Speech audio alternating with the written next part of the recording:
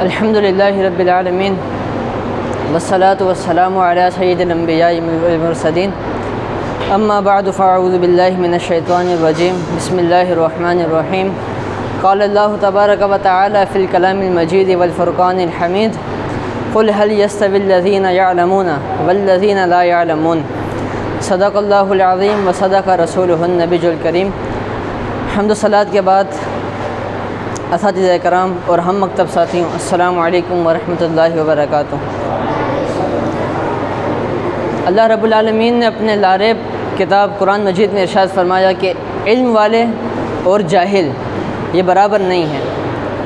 اور انہی شخصیت میں سے، علم والی شخصیات میں سے ایک شخصیت جن کا تذکرہ مفتی عبدالقیوم ہزاروی صاحب کے نام سے ہے،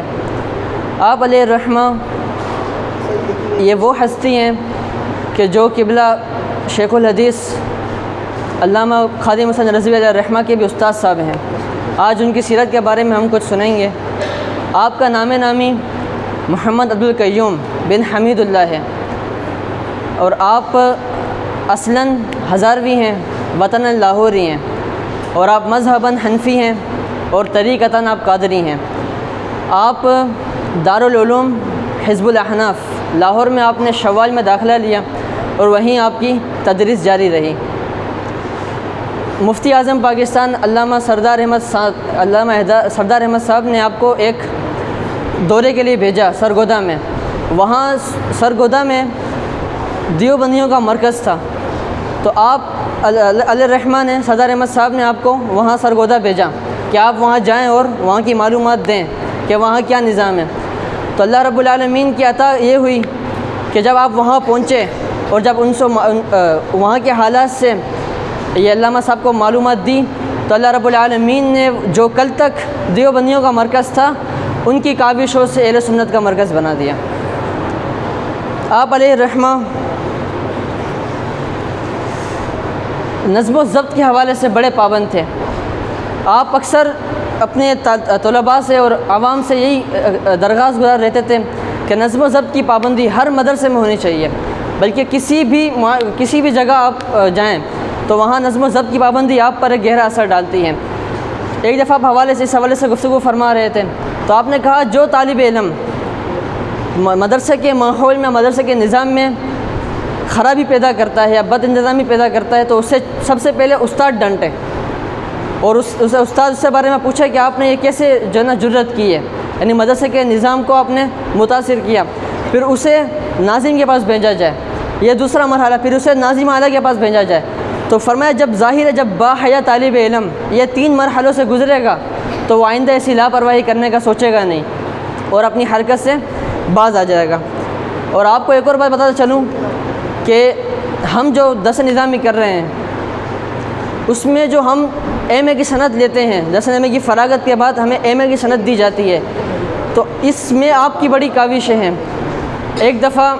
جنرل ضیاء الحق کے دور میں یونیورسٹی کے عہدیداروں سے آپ کی ملاقات تھی، تو ان یونیورسٹی کے عہدیداروں نے کہا کہ یہ لوگ جو ہے 8-9 سال اپنے مدارس میں پڑھتے ہیں، اور پھر 8-9 سال کے بعد یہ سند مانگتے ہیں ایم اے کی۔ تو کہا کہ 8-9 سال پڑھ کر ایم اے کی سند مانگتے ہیں تو انہیں زیادہ سے زیادہ ملٹری کی سند دینی چاہیے، یعنی وہ ایم اے کی سند کے حق میں نہیں تھے۔ تو قبلہ مفتی صاحب نے جو ہے پھر ہمارے بھلا کر دیا اور آپ کے سامنے بات رکھی کہ یونیورسٹی کے عہدیدار کے سامنے بات رکھی، کہا کہ آپ لوگ جو ہے نا 16 سال پڑھاتے ہیں اور ہمارے مدارس میں 8 سے 9 سال پڑھایا جاتا ہے۔ کہا کہ 8 سے 9 سال کا نصاب ہم رکھتے ہیں اور آپ دوسرے ٹیبل پر اپنے 16 سال کا نصاب رکھیں، تو پھر دیکھ لیتے ہیں کہ کس کا نصاب زیادہ ہوگا۔ اور آپ نے کہا کہ ہمارا طالب علم جب 8 سے 9 سال پڑھ کر، آپ کا طالب علم جب 16 سال پڑھتا ہے تو پھر بھی وہ نوکری کی تلاش میں رہتا ہے کہ کسی طرح مجھے نوکری مل جائے اور میں اپنے پیٹ اور گھر والوں کا لحاظ کر سکوں، مگر ہمارا طالب علم جب 8-9 سال اللہ کے دین کی خدمت کرتا ہے، پھر وہ کسی غیر آباد مسجد کو آباد کرتا ہے، تو اللہ رب العالمین اس میں برکت رکھی ہے، اور اللہ رب العالمین نے اسی میں جو ہے نا بھلائی رکھی ہے کہ آپ کا طالب علم جو ہے وہ 16 سال پڑھ کر بھی دوسروں سے بھیک مانگ رہا ہوتا ہے نوکری کی، اور ہمارا طالب علم 8-9 سال پڑھ کر کسی غیر مسجد کو آباد کر رہا ہوتا ہے۔ تو آپ کی یہ ایم اے کی سند منظور کروانے میں یہ بہت کاوشیں ہیں۔ اور آپ کی ایک زندگی میں ایک اور نقطہ ملتا ہے، وہ ہے وقت کی قدر۔ آپ اکثر فرمایا کرتے تھے کہ لمبے اور جو ہے نا لمبے منصوبے بنانے سے بہتر یہ کہ جو ہے نا وقت کم ہے اور لمبے منصوبے بنانے سے بہتر یہ کہ بس جو ہے نا جو کام شروع کرنا ہے وہ تھوڑا تھوڑا شروع کر کے کریں۔ بلکہ آپ اپنے طلباء سے فرماتے ہیں کہ جب بندہ تحصیل علم سے فارغ ہو جائے تو اسے چاہیے کہ اپنے ہی گھر میں یا اپنے ہی دیہات میں یا جہاں سے وہ آیا، اس کا جو آبا و اجداد کا وطن ہے، وہیں جا کر تبلیغ دین شروع کر دے۔ یہ نہیں کہ بعد میں موقع ملے گا تو نہیں، فرمایا جو اس نے سیکھا ہے وہی وہ آگے پہنچاتا رہے۔ کہا اگر گھر میں ایک کمرہ میسر ہے تو اسی میسر کمرے میں جو ہے نا ناظرہ تعلیم آغاز کیا جائے، پھر رفتہ رفتہ وہ اپنی تعلیمی نظام کو بڑھاتا جائے تو اللہ رب العالمین اس کی برکت سے اسے پھر ایک وقت ایسا آتا ہے کہ وہ ماشاءاللہ پورے معاشرے میں جانا جاتا ہے۔ اور آپ ایک آخری بات کرتا چلوں کہ پرویز مشرف کے دور میں مدارس کو قومی تحویل میں لینے کا انہوں نے پروپیگنڈا کیا، یعنی مدرسے کو اپنے قبضے میں لے لیں گے پرویز مشرف کے دور میں۔ تو قبلہ مفتی صاحب بھی ایک میٹنگ میں تھے ان کی، جب بات کچھ بڑھی تو پرویز مشرف نے کہا کہ ہم مدارس پر قبضہ کر لیں گے۔ تو قبلہ مفتی صاحب نے گرجتے ہوئے کہا، شیر کی طرح للکارتے ہوئے کہا کہ جاؤ جنرل صاحب